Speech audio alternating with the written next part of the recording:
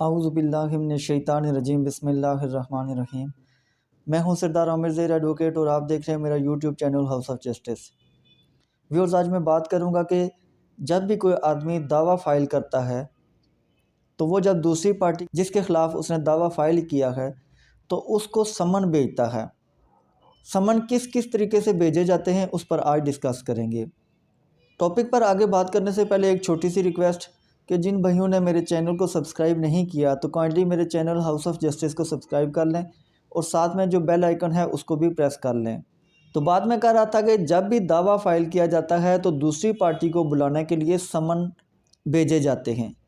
सबसे पहले जो दावा फ़ाइल किया जाता है तो उसके फ़ौरन बाद जो समन भेजे जाते हैं वो समन नाज़र ब्रांच में भेजे जाते हैं और वहाँ से एक बैलिफ होता है जो कि समन की 2 कॉपीज़ लेके जाता है। एक कॉपी जिसके नाम का वो समन होता है उसको देता है और दूसरा जो समन होता है उसकी बैक पर वो उससे रिसीविंग लेता है, उसके सिग्नेचर लेता है कि ये फ़लाँ आदमी ने रिसीव कर लिए हैं, या अगर रिसीव नहीं हुए तो किस वजह से रिसीव नहीं हुए उसकी रिपोर्ट लिखता है। उसमें कई वजूहात हो सकती हैं, जैसे कि एड्रेस गलत हो तो उसमें वो अदम पता की रिपोर्ट लिख देता है। कोई लेने से इनकारी हो तो वो लिख देता है कि फ़लाँ आदमी था, उसने लेने से इनकार कर दिया। जो भी उस समन को जो भी रिपोर्ट होगी, किसने वसूल किया या नहीं किया, तो वो सारी रिपोर्ट वो जो दूसरा समन होता है उसकी बैक साइड पर लिखी जाती है।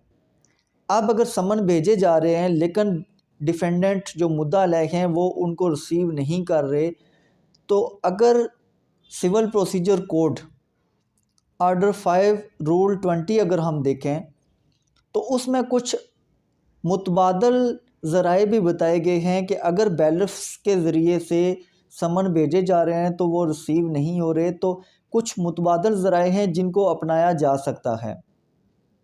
उसके लिए ऑर्डर 5 रूल 20 है, उसमें ये ज़राए दिए गए हैं कि आप इनके ज़रिए जो अल्टरनेट मोड्स हैं उनको अपनाते हुए समन की तामील करवाएं।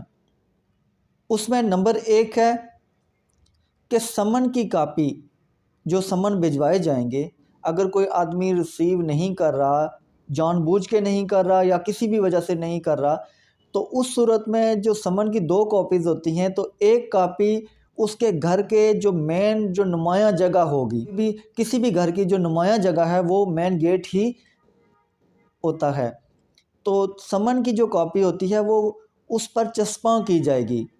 घर का जो सबसे नुमायाँ हिस्सा होगा, यहाँ गेट लिखा तो नहीं गया, नुमायाँ जगह लिखा गया है, तो जो भी नुमायाँ जगह है वहाँ पर चस्पा किया जाएगा। जब घर की मेन या नुमायाँ जगह पर उसको चस्पा कर दिया जाएगा, जैसे दरवाज़ा है, तो जब भी वो आदमी अगर उस टाइम घर पर नहीं था तो आकर दरवाज़ा खोलेगा, तो वो अगर नुमायाँ जगह पर समन वहाँ पर चस्पा होगा तो वो उसको देख लेगा, उसे पता चल जाएगा कि मेरे ख़िलाफ़ फ़लाँ कोर्ट में केस पेंडिंग है और उसकी डेट भी वहाँ पर लिखी होती है, तो वो उसको देख लेगा। अगर चस्पानगी हो गई, इसके बावजूद वो डिफेंडेंट जो है वो नहीं आया, तो फिर जो इलेक्ट्रॉनिक डिवाइस हैं, जितनी भी कोई भी इलेक्ट्रॉनिक डिवाइसेस हैं, उनके ज़रिए से भी इत्तला दी जा सकती है। उसमें टेलीग्राम है, फैक्स है, रेडियो है, टेलीविज़न है, और अब जदीद जो आगे हैं, चूँकि ये पुराना जो हमारा कानून है ये पुराना है, अब व्हाट्सएप आ गया, व्हाट्सएप से भी हम भेज सकते हैं, और उसमें जो रिसीव करने वाला होता है उसने जब देख लिया तो उसमें वो ब्लू टिक हो जाता है, उससे भी पता चल जाएगा। तो जो भी इलेक्ट्रॉनिक डिवाइसेस हैं तो उसके ज़रिए से भी हम समन को भेज सकते हैं, उसकी तामील करवा सकते हैं। नंबर 3 है यूएमएस अर्जेंट मेल सर्विस, या कोई भी पब्लिक कोरियर सर्विसेज, उनके ज़रिए से भी समन को भेजा जाएगा।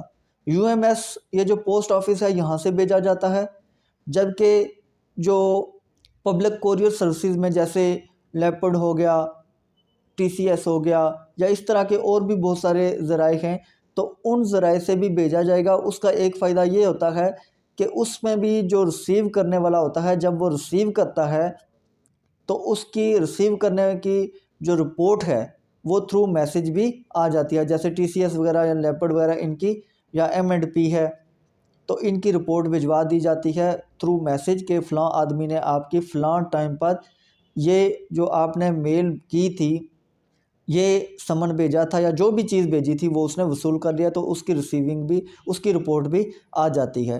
तो यूएमएस या किसी भी पब्लिक कोरियर सर्विस के ज़रिए भी समन भेजा जा सकता है।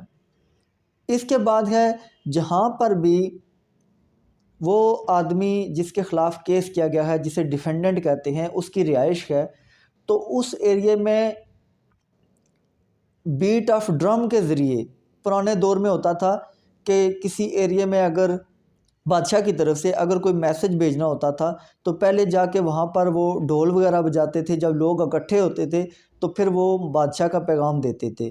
तो यहाँ पर भी सेम वही चीज़ लिखी हुई है, क्योंकि ये जो मैंने पहले भी बताया कि हमारा कानून बहुत पुराना है, अंग्रेज़ों के दौर का है, तो इसमें अमेंडमेंट करना आज तक किसी ने गवारा नहीं किया। कोई छोटी मोटी अमेंडमेंट तो हो जाती है, लेकिन कोई इस तरह की ऐसा बड़ी अमेंड जो ज़रूरी है वो नहीं हुई।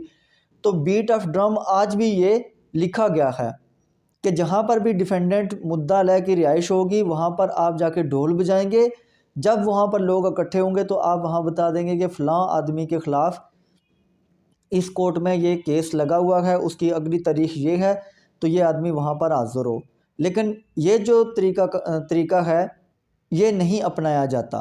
ये सिर्फ़ कानून की हद तक तो मौजूद है, लेकिन इस पर अमल नहीं किया जाता, और बीट ऑफ ड्रम या ढोल की थाप पर वो वाला रवाज अब नहीं रहा। ये सिर्फ़ किताब की हद तक एक कानून लिखा हुआ मौजूद है। फिर जब ये सारे मोड्स अपनाए जाते हैं, उसके बावजूद भी अगर मुद्दा अलग नहीं आता, डिफेंडेंट हाज़िर नहीं होता, तो फिर अखबार में इश्तिहार दिया जाता है। अखबार में इश्तिहार कैसे देते हैं? वो कोर्ट आर्डर करती है, जज साहब आर्डर करते हैं कि आपने फ़लाँ अखबार में इस आदमी के ख़िलाफ़ इश्तिहार देना है। उसका इश्तिहार का एक पूरा फॉर्मेट होता है। वो अखबार जिसमें भी जज साहब अखबार का नाम वो ख़ुद देते हैं, तो उसमें हमने अखबार इश्तिहार देना होता है। इसमें एक बात याद रखनी है कि अखबार इश्तिहार, मिसाल के तौर पर केस अगर रावलपिंडी में चल रहा है, रावलपिंडी की किसी अदालत में चल रहा है या इस्लामाबाद की अदालत में चल रहा है, लेकिन जो मुद्दा अलग है, डिफेंडेंट है, उसकी रिहाइश पेशावर में है या लाहौर में है या कराची में है, तो अब जो अखबार इश्तिहार दिया जाता है वो हमने उस अखबार में देना है। जो अगर फ़र्ज़ किया वो आदमी कराची में रहता है, तो जो अखबार कराची से शाया हो वहाँ पर हमने इश्तिहार देना है। ये नहीं कि हमने यहाँ रावलपिंडी में दे देना है। जैसे अगर बहुत सारे अखबार हैं, जो बड़े अखबार हैं, वो रावलपिंडी से भी शाया होते हैं, लाहौर से भी होंगे, कराची से भी होंगे, पेशावर से भी होंगे।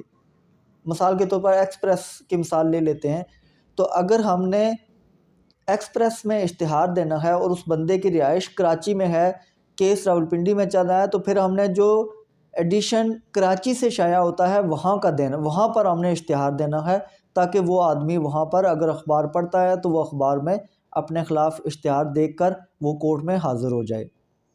इसके बाद ये जो आर्डर 5 रूल 20 है, इसमें एक ऑप्शन ये भी दिया गया है कि ये सारे ज़राए अपनाए गए हैं, लेकिन इसके बावजूद मुद्दा अदालत में हाज़िर नहीं हो रहा, तो उस सूरत में अदालत के पास ये इख्तियार है कि वो जो भी तरीका मुनासिब समझती है कि इस तरीके से उस आदमी को बुलाया जा सकता है, तो वो अदालत के पास ये इख्तियार है कि वो उस तरीके को, उस मोड को अपना सकती है।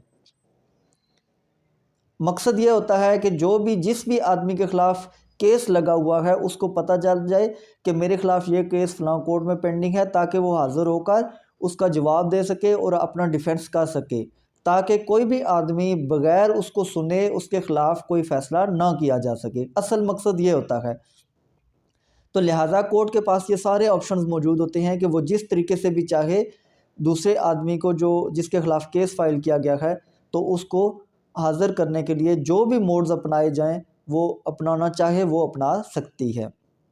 और जब ये सारे मोड्स अपना लिए जाते हैं, इन पर अमल कर लिया जाता है, इसके बावजूद डिफेंडेंट हाज़िर नहीं होता, तो फिर यह समझा जाएगा कि उसके नॉलेज में है, लेकिन वो ख़ुद जानबूझकर कोर्ट में हाज़िर नहीं हो रहा।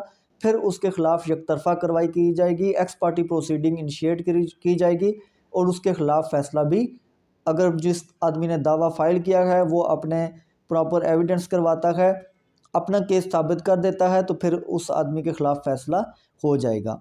तो व्यूअर्स ये था आज का टॉपिक कि किस तरीके से समन करवाए जाएंगे। उम्मीद है वीडियो पसंद आई होगी। अगर वीडियो पसंद आई है तो कमेंट सेक्शन में अपना फीडबैक ज़रूर दीजिएगा। अपनी दुआओं में याद रखिएगा। इसी के साथ इजाज़त चाहूँगा। फ़ी अमानिल्लाह।